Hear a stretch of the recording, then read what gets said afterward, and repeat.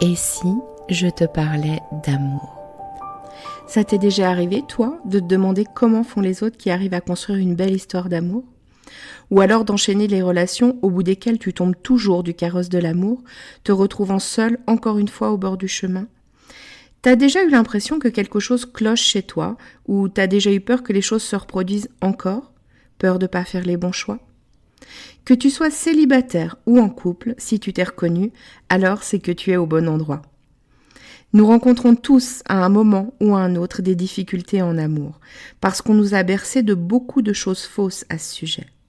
Et il y a toujours un moment où cette personne si proche de nous vient toucher quelque chose de sensible en nous, une blessure. Bienvenue sur L'amour n'est pas un conte de fées, le podcast qui va t'apporter des clés essentielles sur les dynamiques amoureuses et t'aider à voir la merveille que tu es, pour que tu te sentes légitime de vivre cette belle histoire d'amour dont tu rêves, plus inspirante et plus épanouissante. Je suis Amandine, ta coach en intelligence amoureuse, et ça me tient à cœur de te partager tout ça parce que l'amour a toujours été mon sujet de prédilection. Et je pense que tout le monde a le droit de croire en sa magie. On y va ? Tu me suis pour laisser tes freins dans le passé ?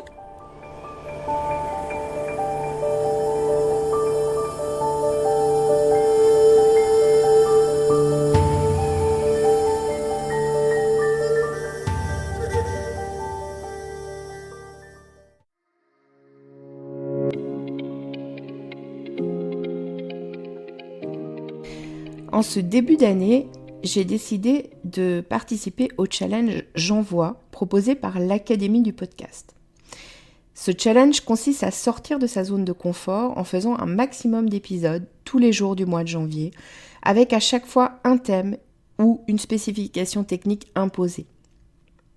Ce challenge s'intègre dans mon podcast, donc dès que je le pourrai, si le thème le permet, je te parlerai d'amour, évidemment. Et puis, par moments, je me livrerai sans doute aussi un peu plus sur des choses plus personnelles. Bienvenue dans l'épisode hors série de ce 12 janvier 2023 du challenge J'envoie. Le thème du jour, c'est un voyage transformateur.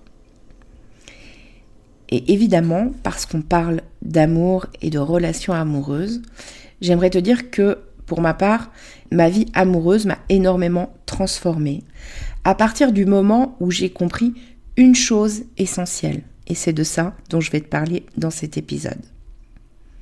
Cette chose essentielle, c'est que tout ce qui m'arrive parle de moi. C'est que dans chaque situation, on a quelque chose à apprendre sur soi et souvent à mettre en action et à faire pour pouvoir opérer un changement en soi. Alors, c'est normal que, de prime abord, peut-être ça puisse te surprendre. Parce qu'on n'a pas appris dans notre éducation, dans notre société, et puis aussi souvent avec les gens qui nous entourent et qu'on modélise quand on se construit, on n'a pas appris à ramener ce qui se passe chez l'autre ou dans une situation à l'intérieur de nous pour pouvoir en faire quelque chose. Mais en fait, l'autre ou la situation est un miroir de nous. Il nous renvoie toujours quelque chose, même si, de prime abord, c'est plus facile de focaliser sur l'autre, sur comment il agit et de le juger. Alors, je vais te raconter comment, pour moi, ce chemin a commencé. Avant, j'avais déjà eu d'autres histoires amoureuses, mais je pense que c'est vraiment à partir de là qu'il y a eu un switch où j'ai compris cette chose essentielle qui a fait que j'ai pu commencer à transformer mon histoire amoureuse.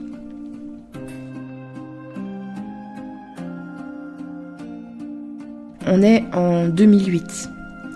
Je suis en couple avec quelqu'un qui habite à peu près à 150 km de chez moi, ce qui fait qu'on ne se voit pas tout le temps. Mais ça se passe plutôt bien. Parfois, on se dispute, etc. Et justement, il y a un moment donné où on a une dispute et que cette dispute est suffisamment forte pour que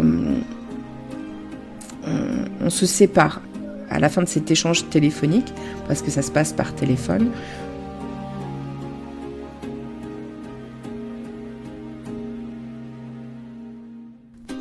Et après ça, il va se passer 2 mois, pendant lesquels je cherche à communiquer avec lui.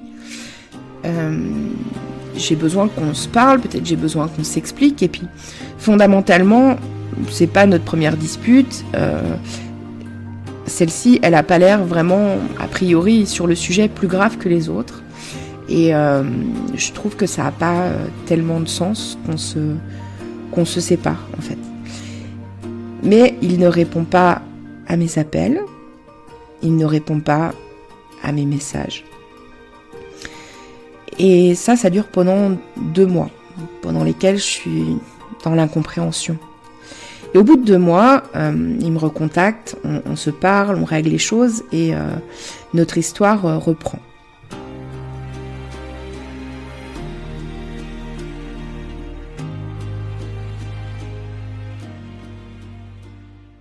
Et puis il va se passer encore 2 mois.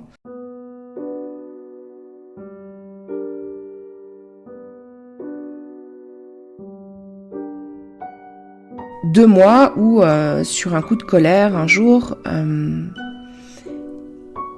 il va presque me balancer à la figure une plaquette de médicaments et que, en fait, je découvre cette plaquette de médicaments, c'est des substituts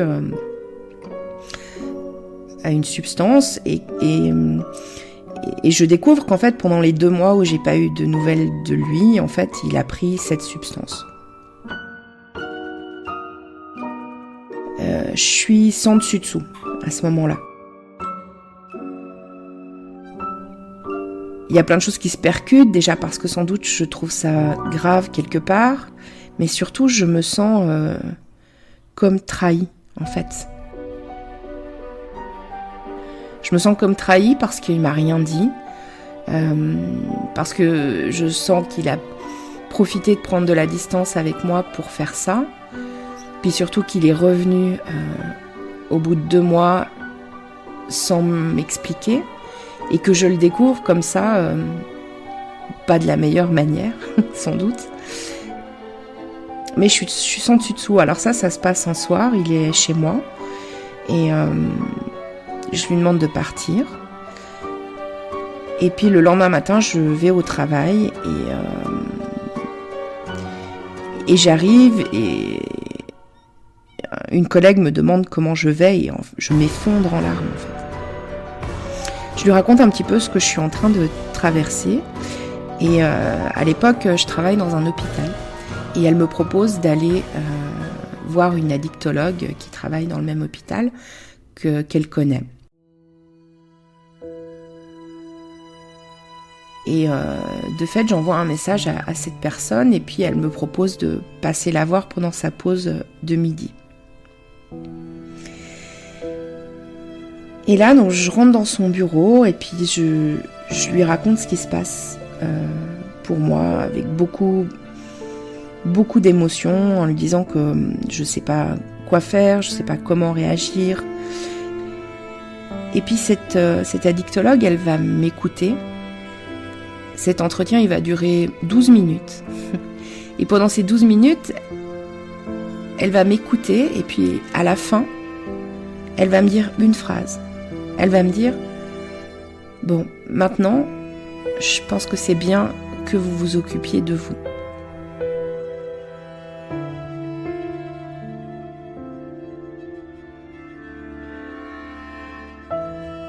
Et je sors de cet entretien de 12 minutes avec une sensation très étrange. La sensation que cette personne, elle m'a vraiment accueillie et que c'est comme si elle avait vraiment compris qui j'étais.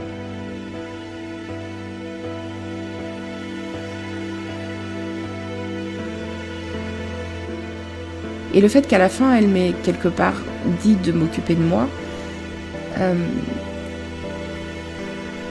je me suis sentie complètement accueillie et comprise.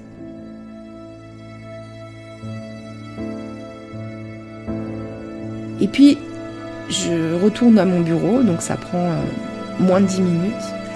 Et quand j'arrive à mon bureau, je me dis, ok, il faut que j'aille consulter un thérapeute, il faut que je m'occupe de ça, il faut que je m'occupe de ces émotions-là qui sont trop présentes et trop envahissantes. Et puisque je m'étais tellement sentie comprise par elle, je lui ai écrit tout de suite un message en lui demandant si elle pouvait me conseiller des thérapeutes, parce que je me suis dit que si elle avait réussi à voir qui j'étais en si peu de temps, alors elle saurait m'indiquer quelqu'un qui pourrait me correspondre.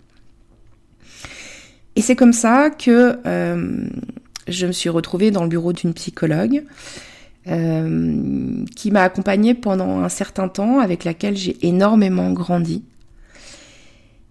Donc bref, j'ai commencé à m'occuper de moi, et j'ai commencé à ce moment-là à voir que finalement toute situation, elle peut nous renvoyer à quelque chose de nous et à quelque chose qu'on a besoin de guérir ou de grandir en nous.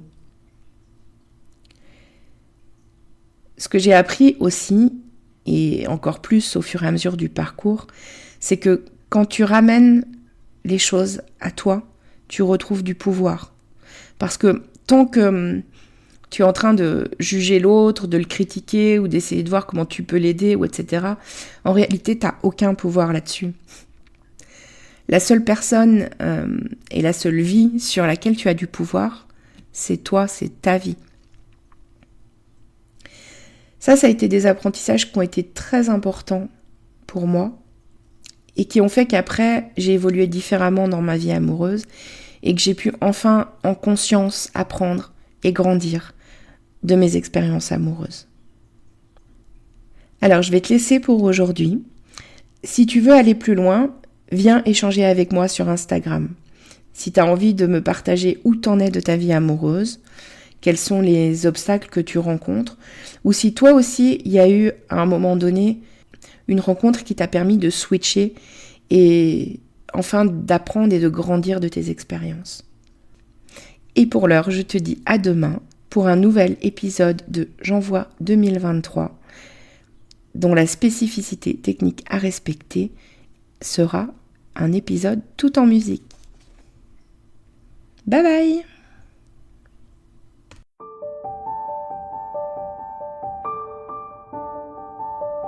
Si tu as aimé cet épisode, donne-moi un coup de main, partage-le et abonne-toi si ce n'est pas encore le cas. Si la plateforme d'écoute le permet, n'hésite pas à lui donner 5 étoiles. Si tu as des questions, s'il y a des sujets que tu as envie que j'aborde ou si tu veux réagir sur cet épisode, je t'invite à me rejoindre sur mon compte Instagram, Amandine_lovecoach. On se retrouve là-bas. À très vite!